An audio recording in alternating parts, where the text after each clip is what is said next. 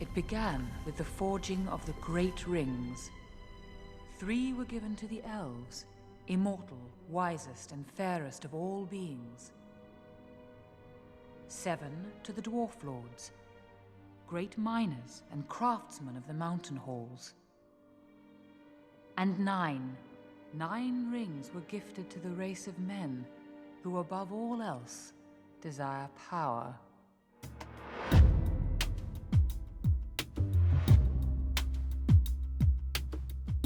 The Lord of the Rings is an iconic work loved by millions of people around the world, and Tolkien has become the Lord of our hearts forever. The books are full of hidden meanings. There are invented languages, references to the Gospels and various myths, as well as philosophical motifs. How did the ring become a symbol of power? How do we define evil? Is it possible to resist the dark power of the ring? And why do the characters of our favorite books seem more real than ourselves? Let's try to answer these questions. If you enjoy our philosophical breakdowns of movies and series, subscribe to the channel and give us a thumbs up. Alone. Filthy little hobbitses. They stole it from us. No. What did they steal?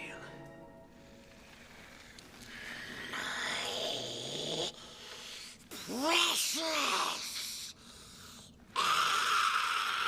A ring is a symbol with many meanings, both in Middle-earth and in our world. For example, it can mean infinity or power, so Tolkien chose this artifact for a reason. But how can such an ordinary object have so many meanings?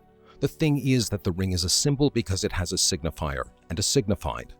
The signifier is the ring itself, and the signified is a certain content hidden behind it, an additional extra meaning that we assume. The philosopher and literary critic Roland Barthes explained the concept of a sign using the example of a single dark stone.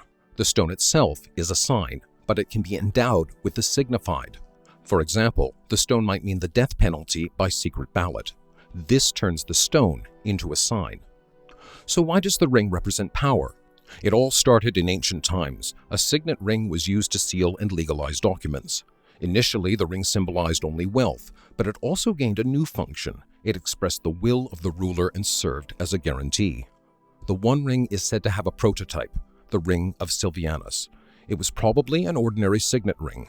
A farmer found it in 1785 near the village of Silchester in Hampshire, England. The ring was engraved with an inscription in Latin, which can be translated as Seneciane, live in God. And at the beginning of the 19th century, during excavations in Lydney, a curse stone bearing the name Silvianus was found too.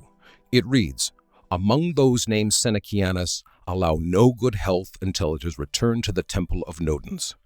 It is hypothesized that the ring found in Silchester is the ring that Senecianus stole from Silvianus, although their names might just coincide. In the 20th century, Sir Mortimer Wheeler and Tessa Wheeler resumed excavations at Lydney and asked Tolkien for advice about the cult of the god Nodens. Shortly after, he finished The Hobbit. But were there other rings that might have inspired Tolkien? For example, the Ring of Gyges, mentioned by the philosopher Plato in Book 2 of his Republic. It gave the wearer the power to become invisible when turned on a finger. And another famous magic ring, Draupnir, which was given to Odin. It made the owner rich and invulnerable.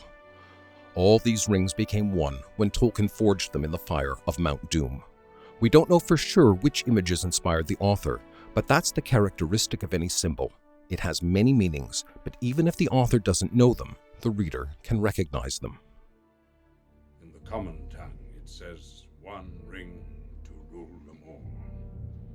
One ring to find them. One ring to bring them all. And in the darkness, find them." The One Ring was forged by Sauron, who put his dark power into it. He was the master of the ring, but he too was dependent on it because all his power was concentrated on the artifact. No one else could control the ring. On the contrary, it was the One Ring that controlled them. So what can the ring do if no one can use it to their advantage? Actually, the main characteristic of Sauron is that he is evil. This trait characterizes his whole life. He is similar to mythical characters in this respect. Loki, for example, is insidious, and that's his defining characteristic. In the myths, he has no other human or spiritual qualities. The same is true for Sauron. But what is evil? It might manifest differently, but traditionally evil is anything that brings suffering, degradation, or bad influence to those around it. Furthermore, evil contradicts the accepted ideals, the standards of morality that prevail in a given area. So if there was an orc who was defending the good as we understand it, he would become absolute evil because he would threaten orc ideals and destroy the system from within. What did philosophers of different eras have to say about evil? And what did they think about love, death, and freedom? Check out our course, How to Understand Philosophy and Its Hidden Meanings, that covers the main topics of history of philosophy. Learn the most complex ideas put simply, wrap your head around theory, and look at your favorite books, series, as well as real life from a new perspective. Follow the link in the description box to get the course and enjoy learning more. Make watching 20-minute lectures every day part of your new healthy habit. Join now and support our project. The Stoics believed that there was nothing inherently good or evil. These qualities are acquired by objects when they are used by people. It's safe to say the same is true of the One Ring. It cannot do evil by itself until someone puts it on their finger. Of course, its magical power lures and seduces and suppresses the mind and will, but it's up to each individual to decide whether or not to wear it. Do you remember the story of the Ring of Gyges? In the Republic, her story is told by Plato's brother, Glaucon. Gyges' ancestor found the ring in a cave and discovered its ability to make its owner invisible. He used it to seduce the queen, murdered the king with her help, and became a ruler. Glaucon believes that any person, even the kindest and most righteous, would not resist the temptation to remain unseen and get away with anything. However, Aragorn or Legolas, for example, never thought of wearing the One Ring. Even though they could become incredibly powerful, they were afraid that the ring would subjugate their will, and for good reason. The One Ring drove Gollum mad, made Bilbo more evil, and even Frodo couldn't throw it into the fire of Mount Doom. True strength, then, is not in resisting the One Ring and using its magical power for the good, but in rejecting it. Socrates agrees. He claims that the one who doesn't take the ring is truly happy because he is the master of his desires, while those who take the ring become slaves to their desires. I wonder if we'll ever be put into songs or tales. What? I wonder if people will ever say, "Let's hear about Frodo and the ring." And they'll say, "Yes, it's one of my favorite stories." Frodo was really courageous, wasn't he, Dad? Yes, my boy. The most famousest of hobbits, and that's saying a lot. You've left out one of the chief characters. Samwise the Brave. I want to hear more about Sam. The structure of The Lord of the Rings is similar to that of myth. There is no main character.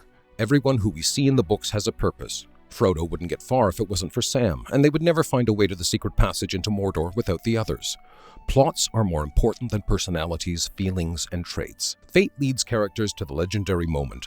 Soon it becomes a story Sam tells by the fireplace. That's how myth works.